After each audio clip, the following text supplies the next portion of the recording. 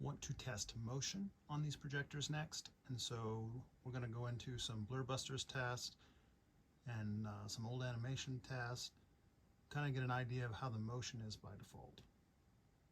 So what we're doing here is showing you motion on the Epson LS12000 on the left versus the JVC RS2100 on the right. You'll notice that they're both in frame interpolation mode low. What you're looking for is clarity on the RTINGS, and I'm going to switch between the different frame interpolation functions. So on the JVC, we'll go to high. Get the right thing here. There's high. And then on the Epson, we'll go to high as well, I guess. So again, you're looking at the motion clarity. Go to normal, since there is a normal on the Epson. Then we'll go to off on the Epson. And we'll go to off on the JVC.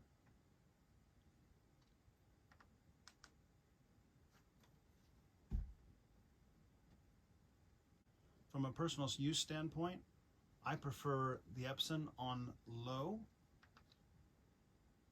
and I prefer the JVC on off. So I'm going to put them in the menu in the way that I most prefer them. So we'll put the JVC on off, and we'll put the Epson on low.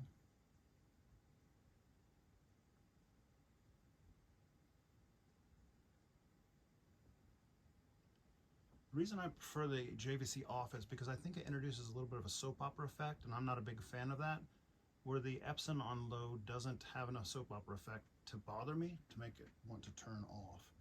So again, I prefer on low and off respectively. Now, one thing to note, the filmmaker mode in the JVC from the November 2022 update seems to make things a little clearer, and I don't know what kind of trickery it's pulling, but we'll take a look at that here. So let's go to under picture mode. We'll change that to filmmaker mode. You should notice that this kind of helps clear up the JVC.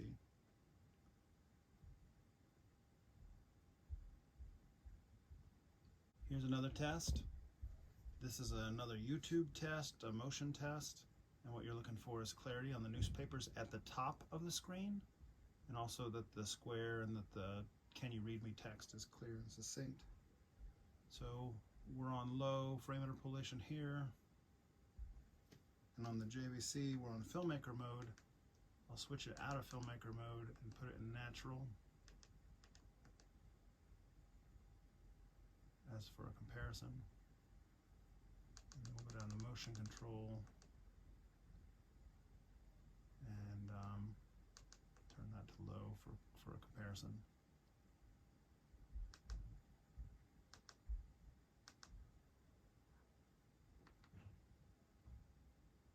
And generally what you can see in person is that the Epson is more clear in motion than the JVC, and that's just the bottom line. Fast moving text or gaming is a little clearer on the Epson. The next thing I wanted to show was how old animation motion looks different between the two. So again, we're recording at 60 frames per second. I have frame interpolation on these units, and I don't know if it'll pick up on the camera, but let's see if it does. What you're looking for is how smooth the snowflakes fall. And they just fall much smoother on the left in person, like much smoother. When it cycles down to kind of show the ornaments on the tree here in a moment, you'll see that that cycle is smoother as well. So on the left you see how it's very smooth, and on the right it's jerky. I don't know if the camera will pick this up, but in person it's very noticeable. And for reference right now, the motion interpolation on the Epson is low, and on the JVC it's on low as well. No matter what you do with the JVC, low, high, inverse, or off, it is not as smooth as the Epson. Okay, here we're going to show you just a little bit of what the panning looks like in motion video. So this is Lucy 4K HDR. I have it recording at 60 frames per second on the iPhone 13. I don't know if it's going to show up on the camera, but in person the Epson is smoother on the panning of those cliffs. And in motion, just another example where the Epson is just a little smoother than the JVC. So right now the JVC is in filmmaker mode. I'll show you that briefly. Which means that the E-shift is on and the motion control is low, and the JVC, or the Epson rather, is just simply in frame interpolation low. So there's that. Get out of here. And that panning cliff scene is probably the best example to kind of show the motion, because it's kind of a little jerky on the JVC, like it's got that 24 frames per second panning feel, and the Epson smooths that out quite a bit. With the JVC off, it's a little bit jerkier even yet, but I'm trying to show them how I use them. So I would traditionally use them in filmmaker mode, and filmmaker mode is a little smoother after that November update. And the motion control I want to play with on this one, let's turn it to off. And rewind it 15 seconds and try that again.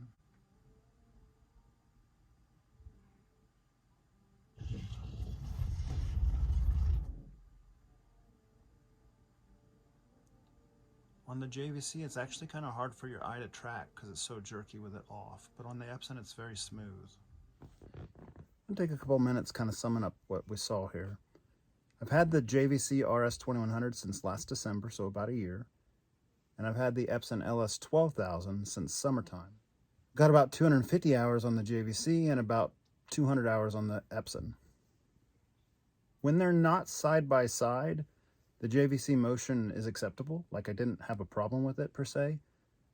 But when I bought the Epson this summer, I realized pretty quickly that the motion was better, especially when it comes to gaming, and especially at 120 Hz console gaming. The JVC blurs things where the Epson does not. The Epson has a very clean image. In fact, when I compared the Epson to my LG C2 42-inch OLED on that Blur Busters test, the Epson somehow seems to do a little bit better on that RTING thing that spins across the screen than the LG OLED does. And we did a little comparison between 8 of the local enthusiasts here the other night. One of the guys that works at Nebraska Furniture Mart and sets up all the TVs there, his name's Scotty, he said that the frame interpolation on the Epson was the best he's ever seen, even among all the TVs. He said it's very good. I don't think the JVC's frame interpolation is anything to write home about. In fact, I leave it off in my own personal use when it's by itself because it introduces a little bit of the soap opera effect, and I don't like that. The Epson has a smoothness, but it's not really soap opera effect, and it draws your eye because it's very, very smooth. In gaming, I'll have a separate test for that, but there's a very big distinction in gaming in favor of the Epson.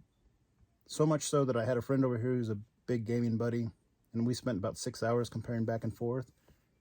And he said for motion, for gaming, 120 Hertz, he liked the Epson so much better than the JVC that he would buy the Epson even if the prices were reversed and the Epson cost $11,000 and the JVC cost $5,000.